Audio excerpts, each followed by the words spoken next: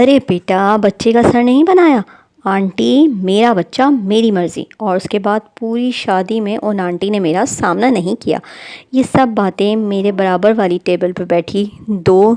نئی مومز کر رہی تھیں۔ ایک زمانہ تھا جب انگلش کا کریز نیا نیا پاکستان میں وارد ہوا تھا،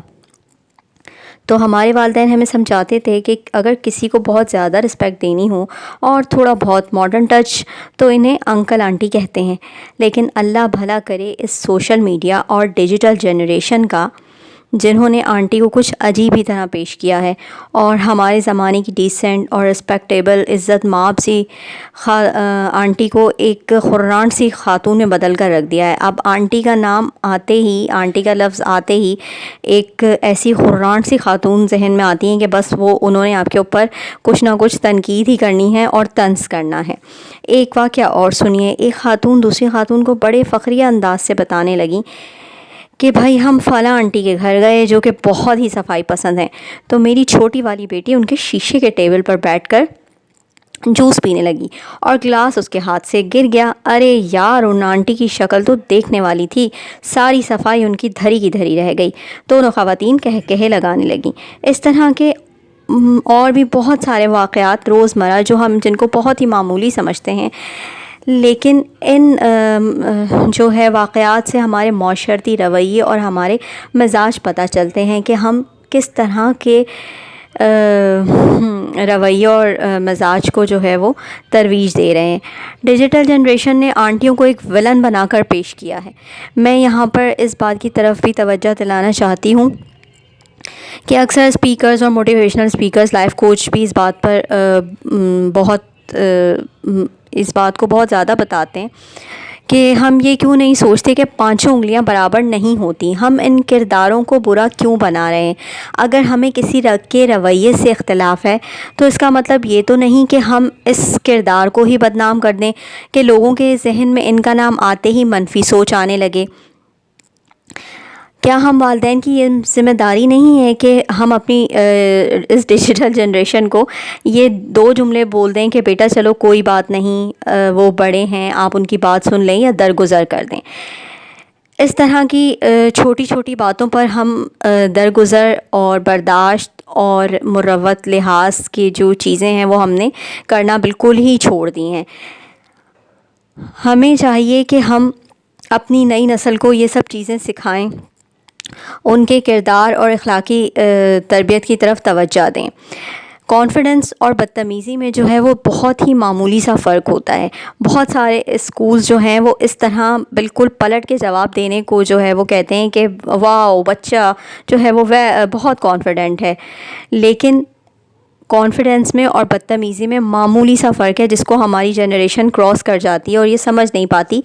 کہ وہ کب جو ہے وہ بدتمیزی کے زمرے میں داخل ہو چکی ہے۔ خدا را اپنے رویوں اور مزاجوں کو بدلنے کی کوشش کریں، ورنہ وہ دن دور نہیں کہ جب یہ ڈیجیٹل جنریشن آنٹی بنے گی تو اس سے بھی زیادہ برا سلوک ہو ان کے ساتھ۔ ظاہر ہے مقافات عمل بھی کوئی چیز ہے، اور وقت کا ارتقا بھی۔ جب اس طرح سے معاشرے ڈیولپ ہوتے ہیں جن کی کوئی سمت نہیں ہوتی اور ان کو پتہ ہی نہیں ہوتا کہ ہم کس طرف جا رہے ہیں، اور ہر طرف ایک جنگل کا قانون ہوتا ہے، تو پھر اس طرح کے معاشرے جو ہیں وہ اخلاقی طور پر روز بروز زوال پذیر ہوتے ہوتے ہوتے ہوتے بالکل ہی جو ہے وہ ان میں اخلاقیات جو ہے وہ مر جاتی ہے۔ ایک آخری بات، ایک اور چیز جو ہمارے پاس آج کل بہت زیادہ ٹرینڈنگ میں، ایک تو یہ ٹرینڈنگ جو ہے وہ اس نے بھی بڑا مصیبت کی ہوئی ہے کہ ایک لفظ اور بہت ہی معتبر لفظ ہے، ہمارے معاشرے میں تو بہت تقدس والا اور معتبر ورڈ سمجھا جاتا ہے، لفظ حاجی، اور ہم بغیر سوچے سمجھے اس کے ساتھ جو کر رہے ہیں وہ تو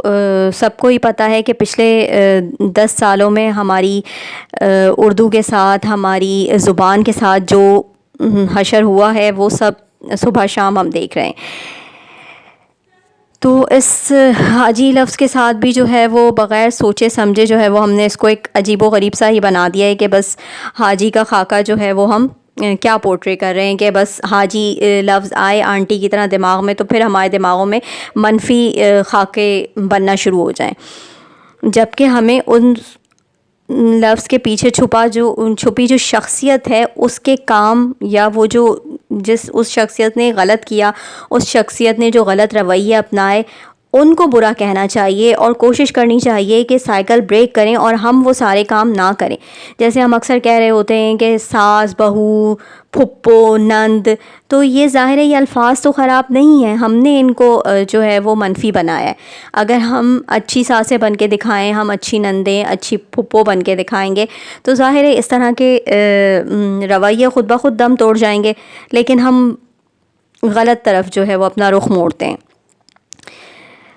اب ایک اگلا لفظ اور فہرست میں شامل ہونے جا رہا ہے، مجھے ڈر ہے کہ یہ لفظ بھی اس فہرست میں شامل نہ ہو جائے، اور وہ ہے حافظ۔ تو یوں آنٹی حاجی اور اگلا لفظ حافظ نہ ہو جائے، اس بات کو سوچیے گا ضرور۔ ویسے یہ پوائنٹ بہت ہی مختلف ہے، جو آج کل کی ٹرینڈنگز چل رہی ہیں کہ نہیں جی گالی کا جواب گالی سے دیا جائے، پتھر کا جواب پتھر سے دیا جائے، لیکن سوچیے گا ضرور کہ ہم کس طرف جا رہے ہیں۔ اللہ تعالی ہمیں اپنے حفظ و امان میں رکھے اور ہمیں اچھا سب کے ساتھ کرنے کی ہدایت دے، آمین۔